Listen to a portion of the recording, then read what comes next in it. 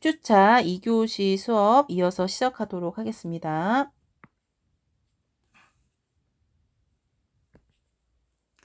자, 그래서 우리 1교시 마지막 수업에는 이제 널스가 아까 RN이 AN에게 위임 가능한 업무에 대해서 대충 제가 설명을 드렸고요. 자, 그러면 간호사가 꼭 해야 되는 업무는 뭐냐? 위임이 가능하지 않은 업무들은 어떤 게 있을까요? 자, 온리 간호사가 해야 되는 업무는 여러분들 지금 배우고 있는 거예요. 초기 간호사죠. 또 간호 계획 수립하는 거.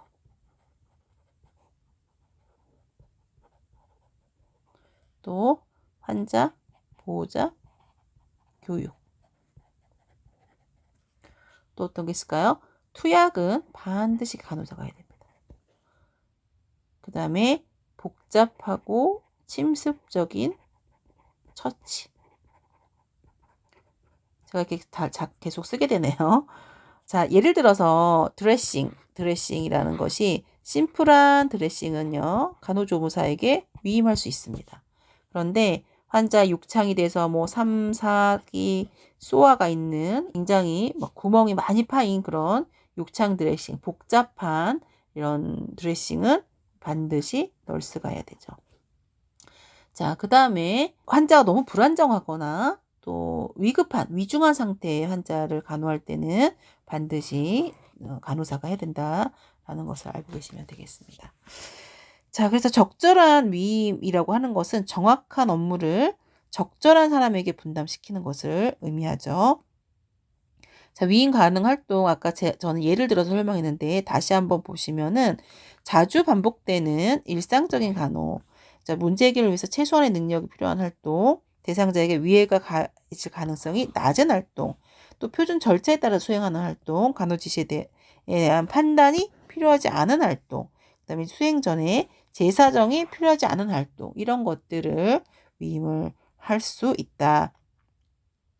자, 그래서 간호사가 사실은 모든 거를 다 하면 좋겠지만 모든 거를 다 하기 위해선 굉장히 자원과 환경과 이런 것들이 환자에게 직접적으로 간호할 수 있는 것들이 부족합니다. 그렇죠? 그래서 꼭 필요한 핵심적인 활동은 꼭 간호사가 해야 되고요. 그 위에는 이제 위임해서 잘 하고 있는지 모니터링 하는 것이 중요하다고 할 수 있죠. 자, 그래서 적절한 간호 활동을 위해서 위임을 할 수 있고요. 위임 받은 간호 인력의 간호 활동을 이거 중요해요. 관찰하고 평가한다. 그렇죠? 관찰하고 평가하는 것이 중요하다. 그래서 책임은 누가 진다? 간호사가 진다.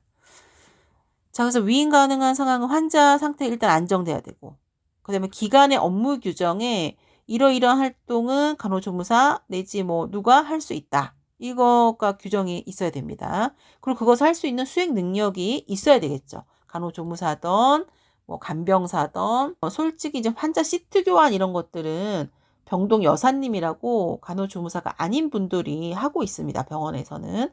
그럼 그거를 하는 이유, 목적 이런 것들 하시는 분들이 알고 있어야 되고요. 그다음에 적절하게 잘 할 수 있는 수행 능력이 있어야 된다라는 것을 거죠.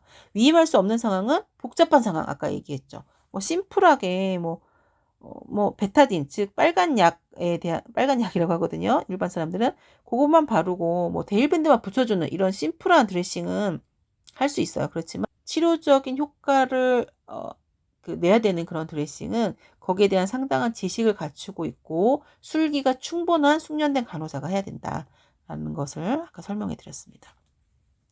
그 다음에 예측 불가능하거나 위험 요인이 있거나 문제 해결 능력이 없을 때는 위임하시면 절대 안 됩니다. 그래서 이렇게 위임에 대해서도 여러분들이 꼭 알고 계셔야 되겠습니다.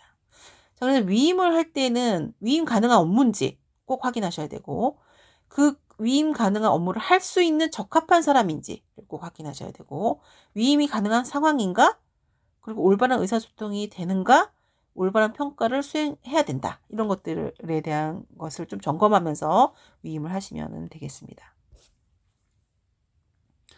자, 수행 단계에서 간호중재의 유형은 3가지가 있습니다. 독자적 간호중재, 그 다음에 의존적 간호중재. 말이 조금 그렇기는 하죠. 의존적 간호중재, 그 다음에 상호의존적 그런 중재입니다. 자, 첫 번째 독자적 간호중재, 영어도 보세요. independent intervention이라고 되어 있죠. 그래서 의사의 지시가 없이 간호사의 지식과 통찰력에 의해서 수행되는 간호활동. 대표적인 게 뭐죠, 여러분? 간호가정이다.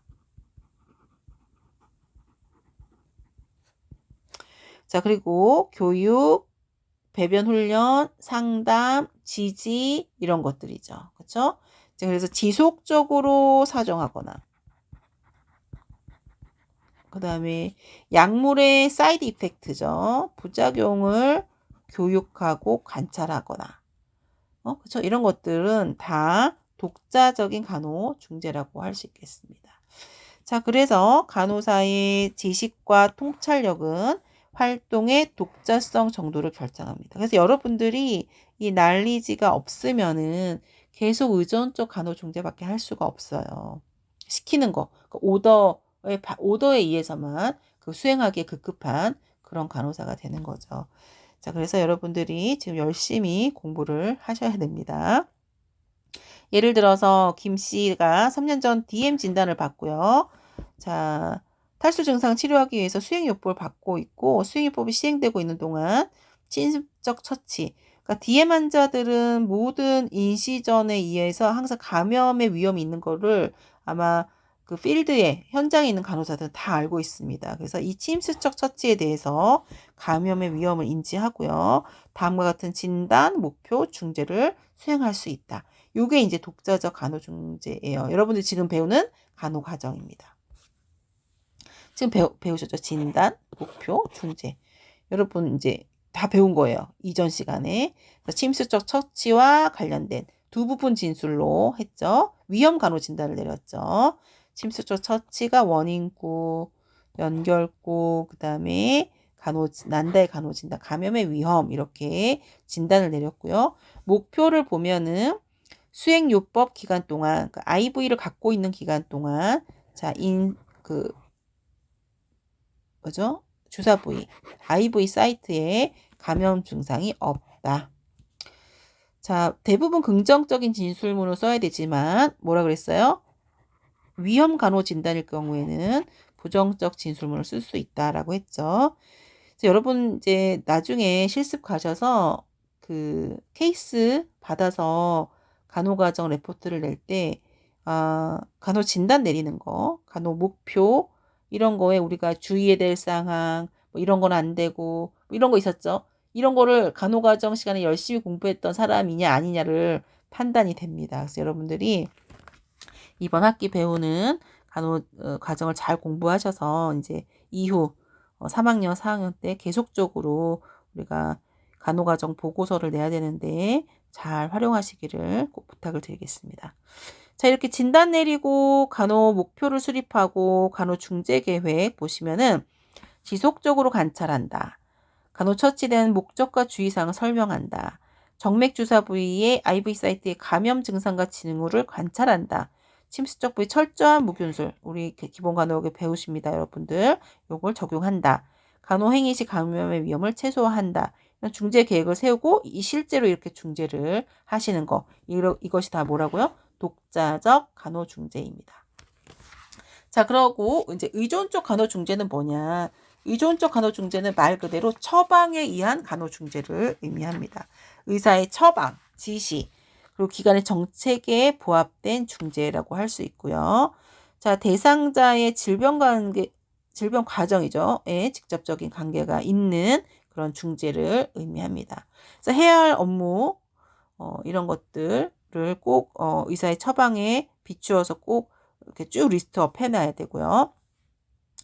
자, 의사의 지시, 정책과 함께 질병 정도, 간호사의 포지션, 간호사의 지식과 통찰력 이런 것들, 그 다음에 의사의 그런 처방에 의한 중재라고 할지라도요. 간호사의 비판적 사고가, 그 다음에 임상적 판단 이런 것들은 꼭 필요합니다. 자, 예를 들어서 헤모글로빈 뭐죠? 혈색소 수치죠. 헤모글로빈이 뭐 7점대다. 이런 빈혈 환자에게 뭐 이전에 계속적으로 페로바 같은 약을 투여했어요. 경구약을. 그럼에도 불구하고 오르지 않습니다. 그럼 의사는 수혈이라는 그 피인데요. 피 종류도 굉장히 여러 가지 많습니다. 이 중에서도 팩 RBC, PRBC, RBC만 쫙 모아놓은 그런 그 수혈의 그 혈액의 종류가 있죠. 이거를 이제 처방하라고 했으면은 이 수혈요법 팩 RBC를 주면서 해야 되는 간호중재가 굉장히 여러 가지 있습니다. 그래서 그런 것들을 절차에 맞춰서 해야 되는 거. 그 다음에 피버가 있는 그런 아기가 왔어요. 피버가 있는 아기가 의사 처방에 따라서 해열제를 경구 투약하는 거, 이런 것들이 다 의존적 중재에 해당이 됩니다. 자, 그리고 수술 후 환자의 통증 조절을 위해서 의사 처방에 따라서 진통제를 투약하는 거, 이런 것이 dependent intervention, 즉 의존적 간호중재라고 할 수 있겠습니다. 그래서 이제 이 의존적 간호중재는 의학적 처방에 따른 간호사의 수행을 의미하는데요. 만약에 이 처방에 따른 수행을 하지 않았다 이러면은 법적 책임이 있습니다. 의존적 간호중재. 자, 그 다음에 상호 의존적 중재라고 하는 것은 interdependent intervention이에요. 그래서 협동적 간호중재랑 똑같은 말이고요. 자, 이 상호 의존적 간호중재는 간호를 실행함에 있어서 이 다른 건강 전문가와 협업해서 간호사에 의해서 수행되는 활동을 의미를 합니다. 예를 들어서 비만 치료 중에 환자가 구체적인 식이 교육이 필요하다라고 했을 때 영양과와 협진을 하게 되죠. 그래서 영양사는 환자에게 적합한 시기에 대해서 교육해 줄 것을 간호사가 요청을 하고요. 그 다음에 간호사와 영양사가 함께 환자의 적절한 식이 관리가 이루어질 수 있도록 상호 협력하고 관리를 하는 것을 상호 의존적 중재라고 할 수 있겠습니다. 자, 만약에 환자가 정형외과 수술을 해서 이렇게 크러치라고 있어요. 이게 목발 이렇게 해가지고 이 목발을 처음 이제 쓰면서 보행을 시작하게 됐다라는 거죠. 그러면은 이 목발을 잘 쓸 수 있도록 처음에 목발 걷기에 대한 의사가 처방을 내죠. 그러면 간호사가 이 처방을 물리치료실에 의뢰를 합니다. 병원에서 PT실이라고 하는데 이 물리치료실에 의뢰를 하고요. 여기에 이제 보행 처방에 따라서 환자는 물리치료사한테 뭐를 받냐, 이 목발로 걷기에 대한 교육을 받고 이제 입원실로 다시 오게 되죠. 그래서 이 환자의 활동의 연속상 선에서 간호사는 이 목발 걷기를 잘 하고 있는지 이 추후 관리를 하게 됩니다. 이런 것을 이제 상호 의존적 중재의 예시라고 할 수 있겠습니다. 자, 지금까지 이제 간호중재 유형, 즉 독자적 간호중재, 의존적 간호중재, 상호 의존적 간호중재에 대해서 살펴봤고요. 자, 그 다음은 이제 간호전달 체계에 대해서 살펴보도록 하겠습니다. 자, 간호전달 체계에는 4가지의 간호전달 방법이 있습니다. 첫 번째, 펑셔널, 즉 기능적 분담법. 두 번째는 책에서 보면 팀 너싱 메서드, 팀 간호. 세 번째는 프라이머리 너싱, 1차적 간호. 그리고 네 번째는 모듈 메서드라고 해서 모듈 방법이 있고요. 하나 사례 관리까지 있네요. 예, 5가지를 소개를 해놨습니다. 케이스 매니지먼트라고 하는 사례 관리, 이 5가지의 간호 전달 체계에 대해서 공부하도록 하는데, 시간이 안 되면 네, 하는 데까지 해보고 이어서 다음 대면 수업에서 같이 하도록 하겠습니다. 자, 첫 번째 펑셔널한 메서드는 뭐냐? 자, 간호사가 특정 환자 대상자를 분담해서 간호를 제공하는 업무 외에도 공통적으로 함께 수행해야 될 업무를 분담해서 적은 인력으로, 이게 장점이에요. 적은 인력으로 많은 간호 업무를 수행하고자 할 때 사용이 됩니다. 여러분 이 부분에 대해서는 나중에 4학년 되면은 간호관리학이라는 그 과목을 배우게 됩니다. 간호관리학에서 이 부분에 대해서 굉장히 자세하게 다시 배울 텐데요. 자, 기능적 분담법이라고 하는 것은 우리 병동에 환자에게 제공하는 간호를 기능적으로 하는 거예요. 예를 들어서 병원에 가면은 이제 컴퓨터 앞에 앉아 있는 차지 널스, 그 다음에 그 차지 널스의 명을 받아서 막 이렇게 굉장히 바쁘게 돌아다니시는 액팅 널스.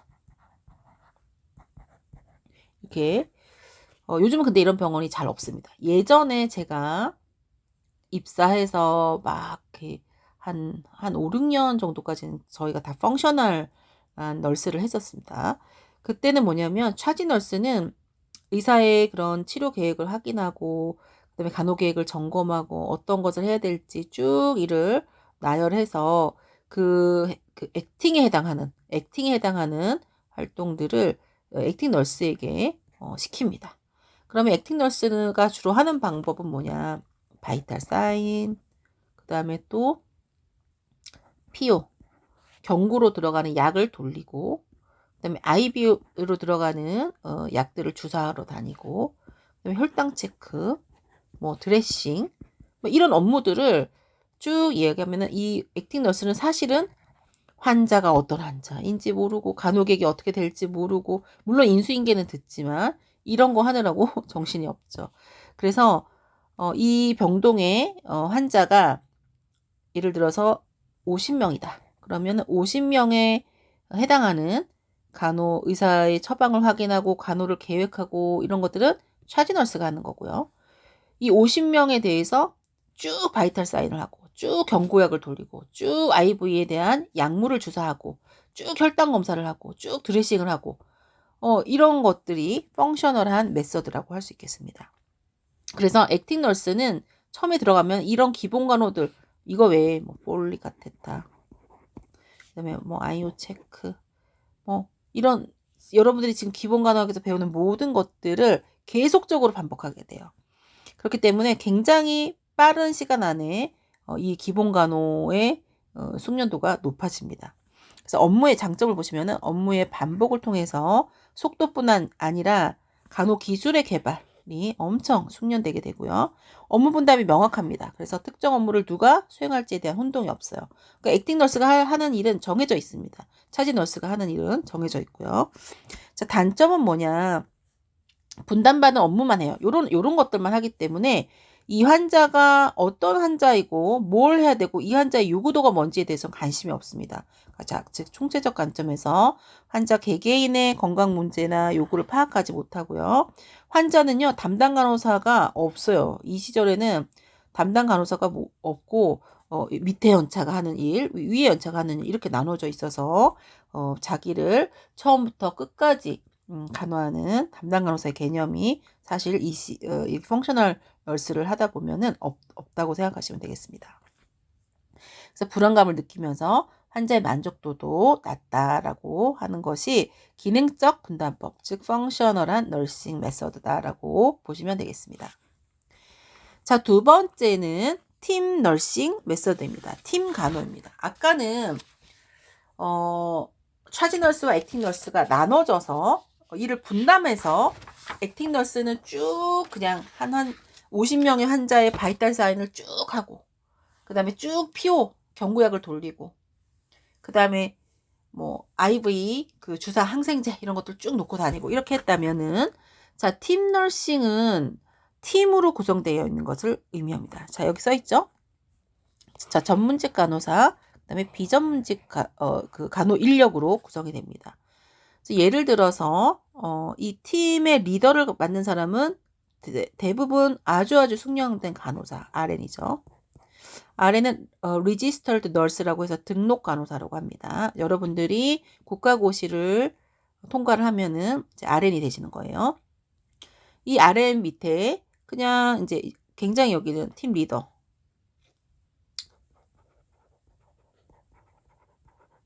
굉장히 숙련된 간호사.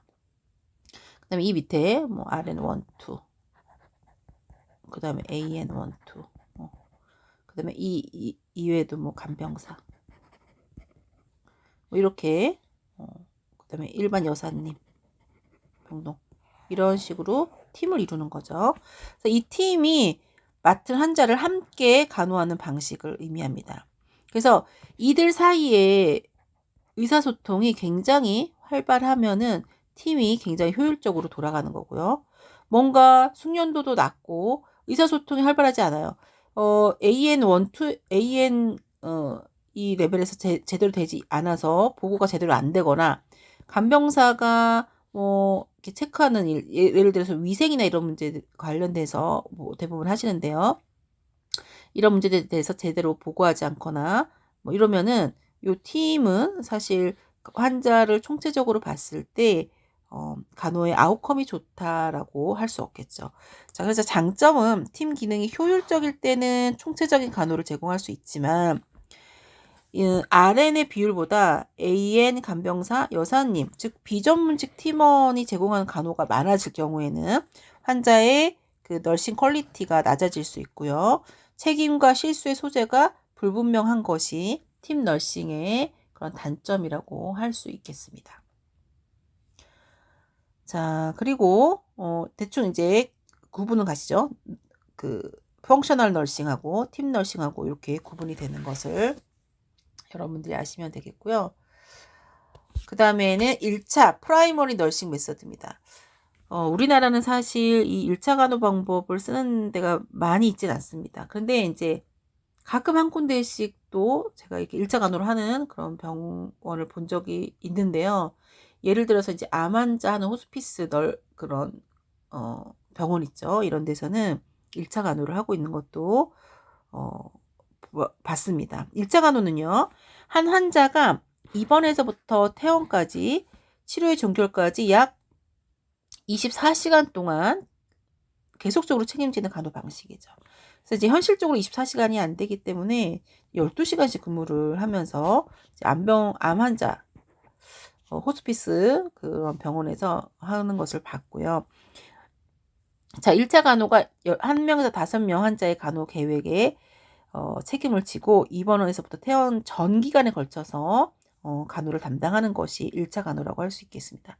충분히 교육받은 간호사가 자신의 판단하에 간호를 계획하고 수행해서 전반적이고 직접적인 간호를 제공하는데 당연히 장점은 연속성 있는 간호를 제공할 수 있고요. 자, 단점은 이 한 간호사가 입원부터 퇴원까지 담당을 하기 때문에 그 간호사가 충분히 숙련되지 않았으면은 능력이 부족한 간호사가 담당할 때는 간호의 질이 낮아지고 환자 만족도는 떨어지겠죠. 그래서 이것이 단점이라고 볼 수 있겠습니다. 자, 그래서 환자 간호의 총체적인 접근을 위해서 정확한 사정, 그다음에 적절한 간호 계획을 수립할 수 있는 능력이 없으면은 아까 얘기했듯이 간호의 질이 떨어지고 환자 만족도가 낮아지는 결과를 볼 수 있겠죠. 자, 그 다음에는 이제 모듈 메서드입니다. 모듈 방법이라고 하는 것은 뭐냐? 자, 모듈은요, 사실은 이제 팀 간호의 변형된 형태라고 보시면 되겠습니다. 근데 팀 간호보다는 굉장히 인력이 더 소수로 되어 있고요. 그리고 구체적으로 모듈을 나눕니다. 즉, 뭐라고 해야 되나? 지리적인 구역에 기반이 돼요. 지리적인 구역. 이 병동에서 지리적인 구역이라고 하면 뭐겠어요? 예를 들어서 뭐 병동 하나에 환자 뭐 병실이 이렇게 있고 뭐 여기 간호사 스테이션이 있다 그러면은 뭐 1호부터 이렇게 뭐 병실이 있겠죠? 1호부터 뭐 요 구역 A 구역 그다음에 요 병실부터 여기까지는 B 구역 이렇게 구역을 나눠서 각 모듈 A 모듈, B 모듈의 소속의 간호 인력과 간호 보조 인력을 구성을 하는 것을 의미합니다. 아까 팀 간호도 왜 RN이 있었고 그다음에 AN이 있었고 뭐 이렇게 있잖아요. 그런데 이 모듈 방법은 아까처럼 구성이 팀 간호처럼 많지는 않아요. 소수의 인력입니다. 여기 보시면 두세 명의 소그룹 간호팀을 이루어서 간호의 특정 영역, 즉 이 특정 영역이 지리적 구역이죠. 환자 간호를 제공하고 1차 간호 방법과 하되 자 1차 간호 방법은 아까 24시간 한다고 했는데 24시간 동안 할 수 없기 때문에 교대 3교대로 이루어지는데 내가 맡은 A구역은 계속 A구역 간호사가 교대 근무를 하는 거죠. 그래서 팀 근무 시간이 아닐 경우에는 다른 팀에게 인계하는 맛을. 지금 모듈 방법이 현재 병원에서 굉장히 많이 사용하고 있는 그런 간호 전달 체계라고 보시면 되겠습니다. 예전에 제가 만약에 신규 때 입사할 때는 펑셔널 너싱을 많이 했다면 지금 한 95% 이상은 다 모듈 메서드를 사용해서 병동에서 간호하고 있다라고 생각을 하시면 되겠습니다.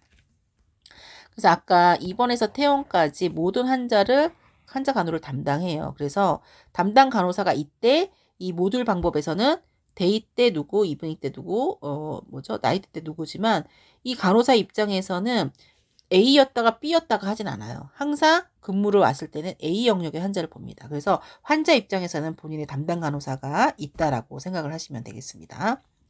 자, 장점은 뭐냐? 팀이 소그룹이에요. 그래서 아까 팀 너싱은 의사소통이 원활하지 않을 때 간호의 질이 떨어진다고 했었는데 팀이 소그룹이라서 의사소통이 원활해서 환자 간호에 직접 간호의 시간을 더 할애할 수 있고요.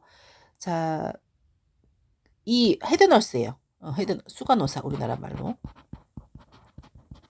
헤드너스. NURSE. 자, 헤드너스는 이 각 모듈, A 모듈, B 모듈, 만약에 C도 있다. 그러면 C 모듈, 이 구성하는 팀원과 상호관계를 맺으면서 업무 수행을 촉진하고 동기부여를 하는 역할을 하는 것이 수간호사라고 할 수 있겠습니다. 자, 그래서 팀 널싱, 그 다음에 기능적 널싱, 모듈 널싱, 그 다음에 1차적인 간호 방법에 대해서 공부를 했습니다. 자, 오늘은 시간이 다 된 것 같아서 여기까지 하고요. 나머지 하나 남았어요. 케이스 매니지먼트 사례 관리는 다음 대면 시간대에 이어서 하도록 하겠습니다. 자, 지금까지 수업 듣느라고 고생 많이 하셨고요. 자, 1차 시, 2차 시 주어진 퀴즈까지 다 푸셔야지 출석으로 인정되니까 여러분들 퀴즈까지 다 잘 마무리 하시기를 바라겠습니다. 자, 대면 수업 때 뵙겠습니다. 고생하셨습니다.